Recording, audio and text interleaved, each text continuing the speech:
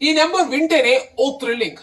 ఇక కలెక్ట్ చేస్తే ఫ్యాన్స్ కే కాదు ఇండస్ట్రీకే గర్వకారణం. 1000 కోట్లు కలెక్ట్ చేసిన పుష్ప 2 సరికొత్త రికార్డ్ ని క్రియేట్ చేసింది. 1000 కోట్ల జాబితాలో చాలా సినిమాలున్నా రిలీజ్ అయిన 6 రోజుల్లో ఈ ఘనత సాధించిన తొలి ఇండియన్ సినిమాగా రికార్డ్ ని క్రియేట్ చేసింది. మొదటి రోజు 294 కోట్లతో అప్పటి వరకు జవాన్ పేరు మీద ఉన్న 265 కోట్లను పుష్ప 2 క్రాస్ చేసేసింది. ఫస్ట్ డే నుంచి ఏదో ఒక రికార్డ్ క్రియేట్ చేస్తూ 1000 కోట్లకు చేరింది.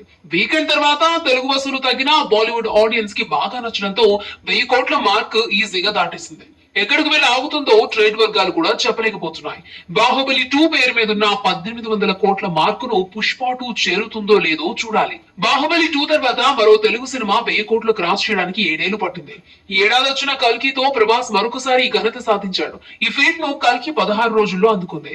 ఒకే ఏడాది 1000 కోట్లు సాధించిన సినిమాలుగా కల్కి, పుష్ప 2 నిలిచాయి. పుష్ప 2 కు బాలీవుడ్ ఓవర్సీస్ కలెక్షన్స్ బలంగా మారాయి. అమెరికాలోనే 10 మిలియన్ మార్కు దాటేసింది. బన్నీకి మంచి క్రేజ్ ఉన్న మలయాళంలో జోరు చూపించలేకపోయినా బాలీవుడ్ అండగా నిలిచింది. తెలుగులో 200 కోట్ల మార్కు దాటిన సినిమా రికార్డ్ ఇప్పటికీ RRR పేరు మీదే ఉంది. పుష్ప 2 తెలుగు రాష్ట్రాల థియేట్రికల్ రైట్స్ 213 కోట్లు జరుపుకోగా 160 కోట్లు కలెక్ట్ చేసింది. ఇండియాలో మొత్తం మీద 1000 కోట్ల సినిమాలు 8 ఉంటే అందులో తెలుగు సినిమాలే 4 ఉండడం విశేషం.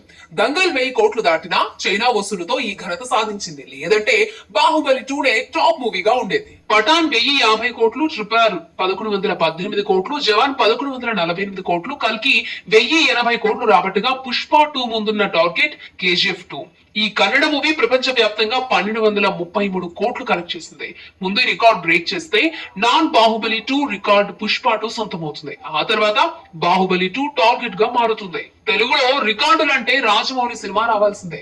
తెలుగు మూవీ బడ్జెట్ 15 కోట్లు ఉన్న టైంలో 40 కోట్లతో మగధీర తీసి ఫస్ట్ టైం 100 కోట్ల మార్కు దాటించాడు.